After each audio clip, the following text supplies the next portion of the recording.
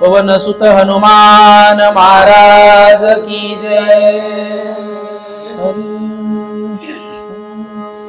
टाळी पिटता हातो हात दुःख वाटे का सुख होत तैसे तुम्हा माते तेथ एकात्मताद्भुत आल्हाद। असो माझ्या गुरु माऊलीला नमस्कार करून आणि धारेश्वर भगवान यांना नमस्कार करून कथेचा अनुसंधान असा आहे। भरताला रामाने समजावा म्हणजे भरताने रामानेच भरताला समजायला सुरू केलेले। राम म्हणतात हे भरता आपण अशी टाळी वाजवायला लागलो आणि टाळी वाजवत असताना हाताला कोण्या दुःख होत का? नाही होत, कारण ध्वनीचा भाग दोघांवर पडतो ना, त्याच्यामुळे दुःख व्हायचा काही संबंध नाही। नातं समजावून देऊ लागले कोणाला? भरताला, कारण भरतानं बराच त्याच्यावर पश्चाताप केला। राजा हो पश्चाताप, माझ्या पण चुकलं, अमुक तमुक फलानं दिसताना असं म्हणून भरता पश्चाताप करायची तुला गरज नाही हो, असं भगवंतांनी सांगायला सुरू केलं। ऐसे आश्वासन पूर्ण श्रीरामी दिदले आलिंगन मने भरता अयोध्ये करी गमना हे रे वचन वंदिले। एवढं भगवान बोलले पुन्हा सांगायला लागले भरता पाच झाला आता लय मोठं बोलत बसायचं, आताची आता लवकर आवेदेला जायचं काम कर। श्रीराम आज्ञा तातडी भरत निघाला लवड सवडी पायी वळली सेवे गडी पडे मुरकुंडी मूर्छिता। भरताना रामाचं ऐकिलं निघाला महाराज। निघाल्याबरोबर पायाला मात्र अजिबात चालता येईना, पायाची वेंगडी वळली आणि पायानं ठरवलं या रामाला सोडून आवेदेत काय जाईन राजा भरत, आम्ही जाणारच नाही। पाय म्हणतात महाराज अवस्था कशी होती बघा, मन विगुंतले रामापासी नयन विगुंतले राम रूपासी पाय ओढिती राम दर्शनासी गती भरताची कुंटली। भरताचे पाय रामाला सोडून जाईन, डोळ्याने असणारा रामाच्या स्वरूपाकडे बघायला सुरू केलं।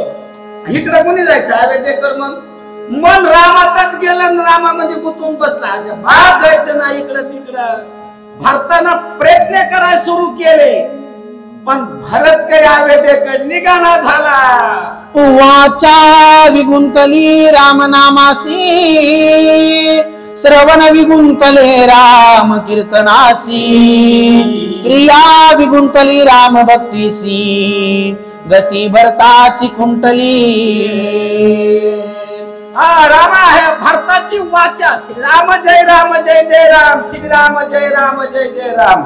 रामाचं भजन करावं वाटायला लागलो आणि कानाला वाटलं या रामाच्याच असणाऱ्या गप्पा गोष्टी इथंच बसून ऐकावा, जाऊच नाही। गेल्याच्या नंतर रामाच्या गप्पा गोष्टी आपल्याला कशा ऐकायला मिळतात का? नाही मिळायला लागल्या ना आपल्याला गप्पा गोष्टी ऐकायला। तुम्ही शब्द लावला एवढा हावभाव करावा लागला म्हणून ऐकायला मिळाल्या। प्राण पांगुळला रामापासी जीव विनटला श्रीरामासी इंद्रिये पारखी झाली त्यासी गती भरताची कुंटली। भरताचा जो प्राण आहे ना तो प्राण रामापाशीच तो गुंतून बसला आणि इंद्रियांनी ठरवलं, मात्र 10 इंद्रियातनं 10 इंद्रियांनी ठरवलं रामाला सोडून अजिबात जायचं नाही। इंद्रिय विचार करू लागले, ते म्हणतात अयोध्येला जायचं काम कोणाचे सज्जन हो? भारताचं. इंद्रियाने ठरवलं, आमचं काम ते नाही. बरं, मला असं वाटतंय बघा, आपले जर इंद्रिय असे झाले, राम भेटल का आपल्याला? नाही भेटायचा. निश्चित काळ्या दगडावरची पांढरी रेघ. पण आपलं असं होतच नाही, म्हणून आपण असं झालोय बघा. श्रीरामाची अनन्य प्रीती, भरताची अगाध स्थिती. देखोनी श्रीराम सुखावे चित्ती, काय त्या प्रती बोलत. समोरासमोर भगवंतानी पाहिलं, भारताची स्थिती काय झाली, अवस्था काय झाली, समोर पाहिलं. भगवान रामचंद्र भरताशी काय बोलू लागले? भरता की गुय गोष्टी, माझे प्रेम तुझ्या पोटी. त्याची पोटी कै कै खोटी, हृदय गाठीना धरावी.